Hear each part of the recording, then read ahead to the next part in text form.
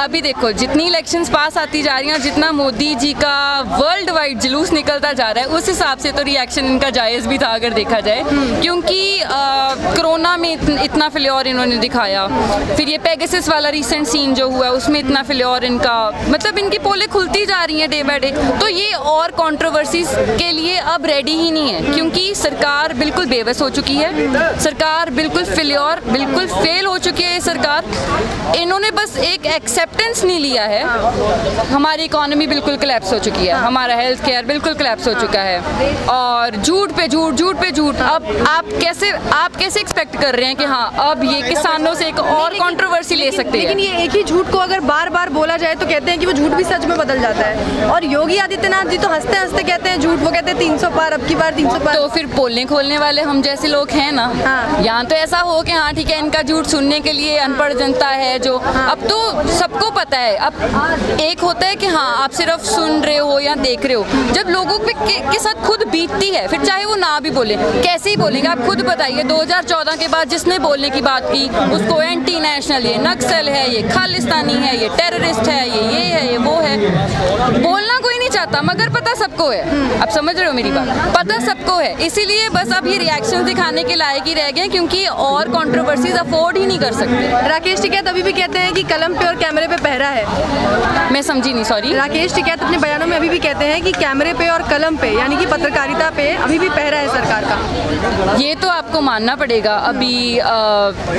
ये छोटी छोटी क्लिप्स को नैरेटिव लेके कैसे चेंज कर देते हैं। ये यहाँ पे छोटे छोटे बच्चे भी आ रहे होंगे, उनको भी बोल देंगे कि किसान इन छोटे बच्चों को हेट स्पीच दे, मतलब इनको जो मीडिया है ना, जितना गंदा रोल मीडिया ने निभाया है इंडिया के लिए, मुझे नहीं लगता इतना गंदा रोल मोदी ने खुद निभाया है। समझ रहे हैं, मतलब इनको लगता है कि पैट्रियोटिज्म और हेट स्पीच दोनों सेम है। अगर मैं अपने घर में रहती हूँ तो मैं चिल्लाऊंगी किसको साफ करो, अगर मैं चिल्लाऊंगी किसको साफ करो, इसका मतलब ये नहीं है कि मैं अपने घर को हेट करती हूँ, इसका मतलब ये नहीं है कि मैं अपने घर से नफरत करती हूँ, इसका मतलब मैं अपने देश से प्यार करती हूँ, मैं अपने घर से प्यार करती हूँ, मैं उसको साफ करना चाहती हूँ।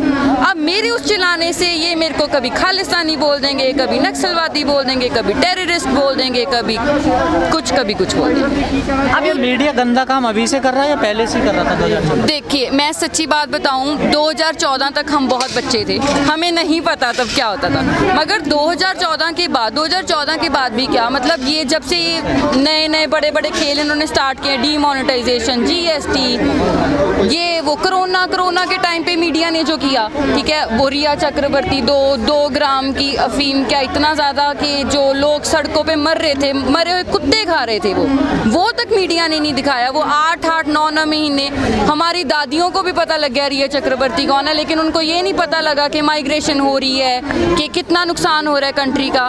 तो 2014 से पहले का मैं कुछ नहीं बोल पाऊंगी, क्योंकि मैं तब बच्ची थी, ना ही मेरा इतना पॉलिटिक्स में इंटरेस्ट था।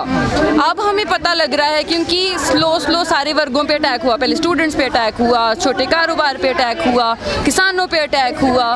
तो अभी जो मैं बोलना चाहूँगी तो यही बोलना चाहूँगी कि जितना मीडिया ने गलत रोल निभाया है उतना मोदी हिमसेल्फ ने नहीं निभाया। मोदी जी ने तो आपका विकास किया ना, 2014 तक आपको राजनीति का कुछ नहीं पता था, आज आप सांसद बन के बैठी हैं। मैं तो इसको पॉजिटिवली भी बोलूँगी, पर मैं ये भी बोलूँगी कि 8 महीने अपने बुजुर्गों को ऐसे बैठ देखना और फिर ऐसे बोल देना कि मैं बहुत मान महसूस कर रही हूँ, मैं आज यहाँ पे आई हूँ। वो रोज़ ट्रॉली ठंडी हो जाती थी, दिसंबर जनवरी के महीने में वो ठंडी बर्फ़ जैसी। अभी थोड़ी टाइम पहले बारिश पड़ेगी तो वो टेंट बिल्कुल उड़े पड़े होते हैं, मच्छर, डायरिया। अब मैं एक दिन की खुशी के लिए ऐसे तो नहीं ना बोल सकती कि 2014 के बाद उन्होंने मेरा विकास कर दिया, क्योंकि वो पिछले 8 महीने के आंसू में एक दिन में तो नहीं भूल सकती। मैडम कोई अच्छा काम लगा आपको? 7 साल हो गए मोदी गवर्नमेंट, कोई एक आध काम तो बताइए। वैसे तो आप विरोधी हैं, विरोध तो कर ही रहे हैं इस टाइम पे, तो मुझे नहीं लगता मैं आपके इस जवाब का मतलब, पर इतना है कि अच्छा काम ये हुआ है कि जैसे कि आपने ऐसी यूनिटी देखी थी क्या पहले कभी? आपने आज देखा केरला वाली मैम बोल के गई, हरियाणा वाले बोल के गए, और पंजाबी बोल रहे हैं, और हम जैसे बच्चे बोल रहे हैं, बुजुर्ग। आपने ऐसी यूनिटी देखी थी पहले? आप तो बड़े टाइम से जॉब कर रहे होंगे। नेता बना दिया मोदी जी। तो नेता नहीं, मुझे लगता है कि ये अच्छा किया उसने, जो इतनी एकता इंडिया ने पहले कभी भी नहीं देखी होगी। तो आप अच्छा काम संघर्ष फिर भी तो बता नहीं क्यों नहीं देखा ना? पाता? हम कई लोगों से पूछते हैं, आपने कुछ तो कोई सरकार ने बताया अच्छा नहीं। देखिए किया होगा, मतलब किया होगा, पर मुझे नहीं लगा, मेरे हिसाब से मुझे नहीं लगा, क्योंकि मैं एक स्टूडेंट हूँ। एज ए स्टूडेंट मुझे नहीं फील हुआ। नहीं तो वो जीत के आ रहे हैं हमेशा, हर राज्य में वो जहाँ जाते हैं जीत ही जाते हैं लगभग। अब कुछ तो अच्छा कर रहे होंगे ना।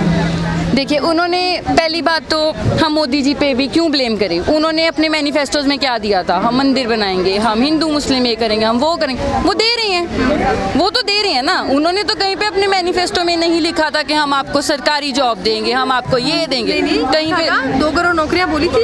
ऐसे तो फिर 2014 में 15 लाख आपको आ गया क्या? 15 लाख रुपया आपका, आप बताइए, वो तो उन्होंने बोला आप जुमला बताइए, आप बताइए आपको आ गया क्या आपका? उन्होंने बोला, क्लियर किया, ये जुमला था। मैन्युफेस्टो तो अब उनका एक तरफ आप भूल ही जाइए, वो किसी को याद नहीं, अब उनके जुमले याद है लोगों को। तो देखिए 15 लाख महिला सुरक्षा, ये सारे बेटी जुमले थे बचाओ ना? बेटी पढ़ाओ। बेटी बचाओ बेटी पढ़ाओ तो ऐसा लगने लग गया कि जैसे वो वार्निंग दे रहे थे कि बेटियां बचा लो अपनी, हमारी सरकार आएगी तो बेटियां बचा लेना। में यही मतलब इसी उदाहरण के कैंट में तहत जो आपने देखा हादसा 9 हुआ। साल की बच्ची के साथ दुष्कर्म होता है, उसके बाद उसको जिंदा जला दिया जाता है और सरकार चुपचाप बैठी सो रही है। इस पर क्या कहना आप? मुझे क्या कहना है, इतनी मतलब कितना भयावह है देश में। दुर्भाग्य उस पे, मतलब कोई मुझे इसको कम्युनल एंगल नहीं देना चाहिए, ना मेरा कोई हक है, पर यही अगर कोई गौ माता होती तो क्या इनका यही रिएक्शन होता? यही अगर, मैं बोलना नहीं चाहती हूँ बहुत चीज़ें, बेटी से ज्यादा यहाँ पे गाय की ज्यादा ये नैरेटिव इनके दिमाग में फिक्स किया जाता है, लोगों के दिमाग में इनको बोला जाता है कि हम आपकी इसको रक्षा देंगे, हम आपकी उसको रक्षा देंगे। लोग भूल जाते हैं कि उनके असली हक क्या थे लोगों के लिए। अब मुझे एक बात बताइए, कल परसों उसकी निर्माण की डेट रिलीज हुई थी, शायद मुझे याद नहीं है, 2022 ही बोला। आपको नहीं लगता कि वो यूपी इलेक्शन से थोड़े दिन पहले का ही उन्होंने रिलीज डेट बता दिया? नहीं 2024 तो फिर भी मतलब 2024 में चुनाव होने, 22 में होने यूपी के। पर उन्होंने निर्माण थोड़े दिन जो कंप्लीट होना वो 23 में होना है। अच्छा ओके, मैं यहाँ पे थोड़ी गलत हो सकती हूँ। 2024 की तैयारी कर रहे हैं वो, आने वाले जो केंद्र के चुनाव है उनकी। हाँ, तो मतलब मुझे एक बात बताओ, जहाँ पे यूपी इतनी बड़ी पॉपुलेशन, इतनी ज़्यादा डेंसिटी, सिर्फ पॉपुलेशन ही नहीं, इतनी ज़्यादा डेंसिटी भी, कितनी है उनकी पॉपुलेशन? 20-22 है ना? हाँ 25 करोड़ के आसपास। 25 करोड़ के आसपास। तो मुझे एक बात बताइए, अब इतना बड़ा राज्य, इतने बड़े राज्य को आप ब्रेन वॉश कर दोगे तो बाकी राज्य तो आराम से 80 सीटें हैं मैडम लोकसभा के यूपी में, 80 सीटें, यहाँ से ही राजनीति केंद्र का रास्ता निकलता है। तो वही तो मैं बोल रही हूँ कि जिसकी यूपी उसका इंडिया काइंड ऑफ। आप ये अभी इम्पैक्ट तो पड़ता ही है ना कि हाँ वो 25 करोड़ लोग पागल थोड़ी होंगे कि उन्होंने मोदी को वोट दिया। यूपी किसकी होगी फिर? देखिए ये तो मैं कुछ नहीं बोल सकती, जिस हिसाब से एक युवा किसान, होने के नाते आप क्या सोचती हैं, आप मतलब क्या होना चाहिए उत्तर प्रदेश में? मैं अगर यहाँ पे कुछ बोलूँगी तो शायद किसान लीडर भी मुझे आके बोलें कुछ कि हाँ आपने पॉलिटिकल एम्बिशंस क्यों दिखाए अपने, या ऐसा कुछ भी। क्या लगता है उत्तर प्रदेश में किसकी? मुझे ऐसे लगता है कि हाँ, मुझे ऐसे लगता है कि जो ये किसान यूनियन है इसको थोड़ा सा पॉलिटिकली आगे जाना चाहिए। मतलब आपको ये लगेगा कि इन्होंने तो बोला था हमारा कोई पॉलिटिकल एम्बिशन ही नहीं, पर फिर आप बताइए इस टाइम पे हमारे पास सोल्यूशन। हमारी ना कंट्री में प्रॉब्लम ही है कि हम बंदा देख के वोट नहीं करेंगे, हम पार्टी देख के वोट करेंगे, हम विधायक को वोट नहीं करेंगे। फिर ऐसा नहीं है कि मैं बीजेपी के अगेंस्ट हूँ, क्या पता वो मेरे इलाके में से अच्छा विधायक हो, अगर मैं उसको वोट डालूं, क्या पता कांग्रेस का अच्छा हो। हमें बंदा देख के मैं अपना दिमाग नहीं चलाऊंगी, मैं ये देखूंगी कि हाँ ये इस पार्टी का है और ये इस पार्टी का है। तो मतलब जब तक हमारे दिमाग में से ये पार्टीबाजी सिस्टम नहीं ना निकलेगा तब तक मुझे नहीं लगता इंडिया। अभी मैं आपसे पूछूंगी, ठीक है, अगर बीजेपी नहीं तो कौन? आप क्या बोलोगे? कांग्रेस? आप क्या बोलोगे? आप हम भूल चुके हैं कि बंदे को वोट करते हैं, विधायक को वोट, उसके काम को वोट करते हैं, उसकी पार्टी को नहीं। ये सवाल तो सबसे बड़ा किसानों से है कि बीजेपी नहीं तो कौन, और किसान इसका जवाब अभी तक दे नहीं पा रहे। देखिए अगर हम अभी ऐसा कुछ, मैं फिर बोल रही हूँ कि मैं तो कोई ऐसे किसान यूनियन में बहुत बड़ी लीडर तो नहीं हूँ, पर मुझे तो, मैं पर्सनली, अगर आपने मेरा पर्सनली ओपिनियन मांगा है तो मैं यही चाहती हूँ कि देखिए, इसमें बच्चों का वर्ग है, इसमें बूढ़ों का वर्ग है, औरतें, हर एक स्टेट के लोगों से। तो मैं तो यही चाहती हूँ कि अगर यूनियन खुद पॉलिटिकल एम्बिशन ले जाए तो कहीं ना कहीं ये सक्सेसफुल हो सकते हैं, because we really need a change. India desperately needs a change and I am very sure अगर आप ये संसद वगैरह रोज सुनते हैं आके, अगर आपको हमारे ओपिनियंस अच्छे लगते हैं, तो अगर पॉलिटिकल एम्बिशन लेती है किसान यूनियन, तो आप लोग खुद वोट डालेंगे। बिल्कुल डालेंगे। और लेकिन जैसा कि आप देखते हैं कि अगर आपको कोई कानून बनाना, कुछ बनाना, तो उसके लिए संसद जाना जरूरी है। अगर किसान का कोई नुमाइंदा अगर संसद पहुंचेगा तो इसमें दिक्कत क्या है? पहुंचेगा तभी तो कानून वापसी होंगी, किसानों के लिए, मजदूरों के लिए अच्छे कानून बनेंगे। देखिए, जब स्टार्ट हुआ था ना ये काम, तो बहुत सारी तोमतें लगी थी कि इसमें कांग्रेस के लोग हैं, इसमें आप वाले लोग हैं। मुझे याद है कि जब मैं आती थी 26 नवंबर के बाद, जब हम रह के गए हैं बड़े दिन, तो मुझे याद है बहुत बड़े बड़े नेता आते थे, हम बोलना चाहते हैं, मगर किसान लीडर्स बोल देते थे नहीं, हम आपको नहीं बोलने देंगे क्योंकि हमारा कोई पॉलिटिकल एम्बिशन ही नहीं है। अगर आप ऐसे बोलोगे तो आप हमारे इतने बड़े यूनियन को, इतना जो हमने मेहनत की है, आप इसको हाईजैक कर लोगे। तो हमने पहले दिन से ही एक वो लगा के रखा था कि हमें सिर्फ बिल्स वापस करने हैं। हमें नहीं पता था कि 8 महीने तक मतलब इतना बढ़ जाएगा, और हमें नहीं पता था कि ये सरकार इतनी फेल हो जाएगी कि इतने सारे इनके चिट्टे खुल जाएंगे, कोरोना में शरेआम बोल देंगे कि नहीं, हमारा तो कोई ऑक्सीजन से बंदा ही नहीं मरा। हमें नहीं पता था कि पेगासस अपने ही लोगों पे यूज़ करेंगे। हमें नहीं पता था कि अपने ही जवानों को खुद ही मरवा के उसके जश्न मनाएंगे। हमें कुछ नहीं, हम सिर्फ बिल्स के लिए निकले थे। मगर आज की जनरेशन में जो ये पूंजीपतियों के हाथ में दे रहे, हम नहीं चाहते हमारा देश, हमारा घर उसमें जाए। हम खुद चाहते हैं कि हाँ, अभी किसान यूनियन को शायद थोड़ा सा पॉलिटिकली एम्बिशन ले लेना चाहिए। मगर फिर बात वही आ जाती है, फिर हमने एक प्रॉमिस किया था, हम एक बात लेके निकले थे कि हमारा कोई पॉलिटिकल एम्बिशन नहीं है। तो इस टाइम पे इस चीज़ पे ना तो मैं कुछ बोल सकती हूँ और ना ही विपक्ष को लेके बड़े ही हमलावर रहते थे किसान यूनियन के नेता। वो कहते थे विपक्ष हमारी आवाज़ नहीं उठा रहा।